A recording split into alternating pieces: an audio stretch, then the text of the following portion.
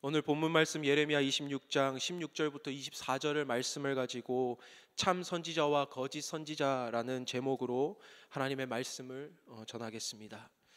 예레미야 26장부터 29장까지는 그 적힌 시기가 약 609년경으로 알려져 있습니다. 요시야 왕이 죽는 시기였고 여호야아스 왕이 즉위하던, 그리고 그 즉위하고 석 달 만에 폐위당하며 여호야김 이라는 왕이 즉위하는 혼란스러운 정치 상황이 계속 지속되고 있습니다. 선한 왕이 등극하다가 갑자기 악한 왕으로의 상황들의 변화가 있었습니다. 이러한 정치적 상황 가운데 예레미야에게 하나님의 말씀이 임하였으며 심판과 경고의 메시지를 이스라엘 백성에게 전하도록 하고 있는 이 말씀들이 예레미야서 말씀입니다.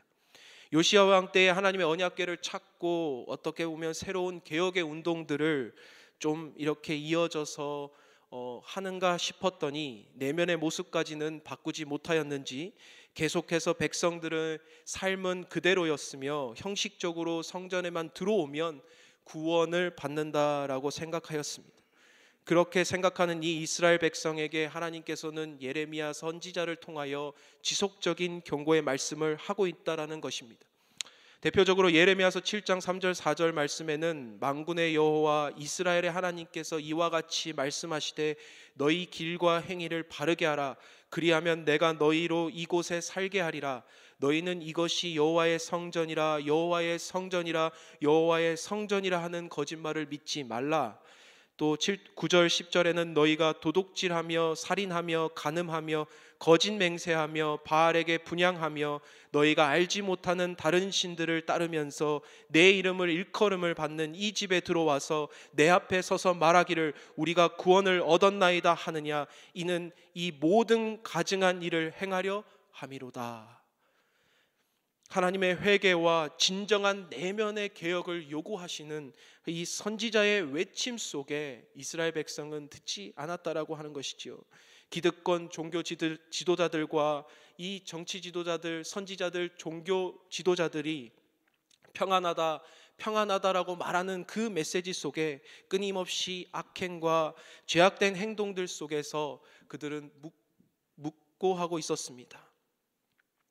그런 이 시대 속에 예레미야는 하나님의 말씀을 받고 또다시 하나님의 참으시고 인자하신 그 메시지를 가지고 다시 이스라엘 백성을 향하여 돌이키라라고 선포하고 있습니다. 그러면서 그 성전에 대한 멸망을 예언하였고, 그렇게 하지 않으면 경고의 말씀을 말하고 있는 이 예레미야에게 종교 지도자들과 선지자들로부터 죽음의 위기에 놓이게 되었다는 사실을 어제 본문을 통하여 알게 되었습니다. 그 본문에 이어서 오늘 본문은 이렇게 시작합니다. 16절을 함께 같이 읽겠습니다. 고관들과 모든 백성이 제사장들과 선지자들에게 이르되 이 사람이 우리 하나님 여호와의 이름으로 우리에게 말하였으니 죽일 만한 이유가 없느니라. 아멘. 8절에서 오늘 26장 8절에서는 이렇게 말합니다. 여호와께서 명하신 모든 말씀을 백성과 모든 제사장들과 선지자들에게 전하였더니 그들이 반드시 내가 죽어야 하겠다라고 죽이려고 하였습니다. 그러한 상황 속에서 이 예레미야는 어떤 종교 재판 아닌 재판 앞에 서게 되었고 기소당하였고, 또 그러한 상황 속에서 이 예레미야는 자신을 변론하게 되는 상황들이 이 본문 앞절에서 이뤄졌던 상황이었습니다. 그러한 상황에서 이 고관들과 백성들이 가만히 듣고 있어 보니 이 예레미야가 하는 말이 맞다라고 생각이 들었던 것입니다. 그래서 그는 본문에서 죽일 만한 이유를 우리는 찾지 못하였다라고 오히려 예레미야를 대신하여 변론하고 있는 모습을 보게 됩니다. 제사장들과 선지자들이 진리의 말씀을 듣고 전하여야 하였지만 오히려 백성들과 고관들이 이 예레미야를 대신하여 그의 바른 말을 변론하고 있는 모습을 16절에서부터 보고 있습니다. 그리고 17절에는 지방 장로들이 히스기야 시대의 그 예를 들어 설명하면서 예레미야의 말을 들어야 한다고 주장하고 있습니다. 하나님의 말씀을 듣지 않는 제사장들과 선지자들을 우리는 보고 있으며, 또한 하나님의 심판의 메시지를 또한 받아들이는 백성들의 모습을 보고 있습니다. 여러분, 선지자라는 것은 무엇입니까? 선지자라고 한다는 것은 바로 하나님의 말씀을 듣고 그 말씀을 전하는 자 아닙니까? 선지자의 사명은 바로 하나님의 백성이 하나님의 그 원래의 계획과 뜻에서부터 잘못되어 엇갈린 길로 갈 때마다 그 시대를 분별하여 그 시대 속에서 주시는 하나님의 뜻과 메시지를 선포하는 것이 바로 선지자입니다. 그러나 그 당시의 선지자들과 제사장들은 자신의 기득권과 자신의 그 위치와 자리를 지키기 위하여 예레미야의 말을 듣지 않았고 오히려 그를 죽이려 했다라는 사실입니다. 거짓 선지자들과 거짓 이 지도자들은 자기 마음에서 나오는 대로 자기의 생각을 관철시키기 위하여 그들은 주장하였다라는 것입니다. 이 시대의 가치관과 사조에 따라서 자신의 체제를 지키며 자신의 욕심에 따라 움직였던 것이 바로 거짓 선지자라고 한다는 사실이죠. 여러분은 우리 참된 선지자와 거짓 선지자, 오늘 여러분은 생각해 보셨습니까? 오늘 우리 각자에게도 하나님께서 주신 선지자적 사명을 우리 모두가 각자 가지고 있습니다. 이 선지자는 특별히 목사에게만 주어진 것도 아니고 선교사들에게만 주어졌던 것이 아닙니다. 우리 모든 하나님의 백성은 선지자적 사명을 가지고 오늘 이 시대를 살아가고 있습니다. 그런 우리에게 주어지는 하나님의 요구는 이 시대를 뛰어넘어 초월하시는 하나님의 지혜를 가지고 하나님의 말씀을 가지고 들고 이 시대를 향하여 외치는 자로 세웠다라는 사실을 여러분 명심하시기를 바랍니다. 오늘 우리 각자의 삶은 하나님의 말씀을 받고 참된 선지자적 사명을 가지고 살아가고 있는 자들입니까? 아니면 오늘도 하나님의 말씀을 끌어들여 와서 나의 유익과 나의 욕심을 채우기 위하여 오늘 하루를 살아가는 하루입니까? 여러분, 우리는 거짓 선지자들의 모습이 있다면 나 자신을 돌아보아 다시 한번 돌이켜야 될 줄로 믿습니다. 거짓 선지자들은 특별하게 다르게 생겼다라거나 이단이거나 카톨릭이거나 다른 종교를 가진 사람들이 아닙니다. 바로 이 당시에도 그랬듯이 우리와 함께 신앙생활을 하고 있었던 종교 지도자들과 또한 그 당시의 정치 지도자들이 거짓 선지자였다라고 하는 사실을 여러분 기억하십시오. 거짓 선지자라는 것은 내가 하나님으로부터 가지고 있었던 생각들, 하나님이 주시는 말씀으로 하루하루를 살아가고 있었던 나의 삶들이 어느 순간에 그것들로부터 멀어져서 내 생각과 내 뜻을 관철시키며 살아가는 삶으로 바뀌어진 삶이 바로 거짓 선지자의 삶이었다라는 사실입니다. 오늘 하나님의 말씀 앞에 민감하게 분별하여서 나의 삶은 어떠한지를 돌이켜보는 여러분 되시기를 간절히 소망합니다. 또한 말씀을 통하여 생각해 볼 수 있는 것은 하나님의 말씀을 받고 난 이후에 우리의 반응은 어떠한가입니다. 오늘 본문에서 지방 장로 중 몇 사람을 통하여 18절에서 19절에 히스기야 왕과 20에서 23절에는 여호야김 왕에 대한 예를 든 이야기들이 나타나고 있습니다. 똑같이 미가 선지자로부터 우리야의 선지자로부터 회개하라는 메시지를 예레미야와 같이 받게 됩니다. 하지만 전혀 두 다른 반응을 보게 되는 것이죠. 우리 함께 18절 19절을 함께 읽어보도록 하겠습니다. 18절 19절입니다. 유다의 왕 히스기야 시대에 모레셋 사람 미가가 유다의 모든 백성에게 예언하여 이르되 만군의 여호와께서 이와 같이 말씀하셨느니라. 시온은 밭같이 경작지가 될 것이며 살렘은 돌무더기가 되며 이 성전에 사는 산당의 숲과 같이 되리라 하였으나 유다의 왕 히스기야와 모든 유다가 그를 죽였으나 히스기야가 여호와를 두려워하여 여호와께 간구하매 여호와께서 그들에게 선언한 재앙에 대하여 뜻을 돌이키지 아니하셨느냐. 우리가 이같이 하면 우리의 생명을 스스로 심히 해롭게 하는 것이니라. 아멘. 18절 19절에서 보면요, 미가 선지자가 유다를 향한 심판의 메시지를 동일하게 전했습니다. 그리고 당시 유다의 왕이었던 히스기야와 백성들은 오히려 미가 선지자를 죽이려 했던 어떤 시도를 보였던 것이 아니라 오히려 그 메시지 앞에 듣고 순종했다는 사실을 여러분 보게 됩니다. 히스기야가 어떻게 반응합니까? 여호와를 두려워하여 여호와께 간구하매. 심판의 메시지 속에서 히스기야 왕은 여호와를 두려워하고 여호와께 간구하였다라고 적고 있습니다.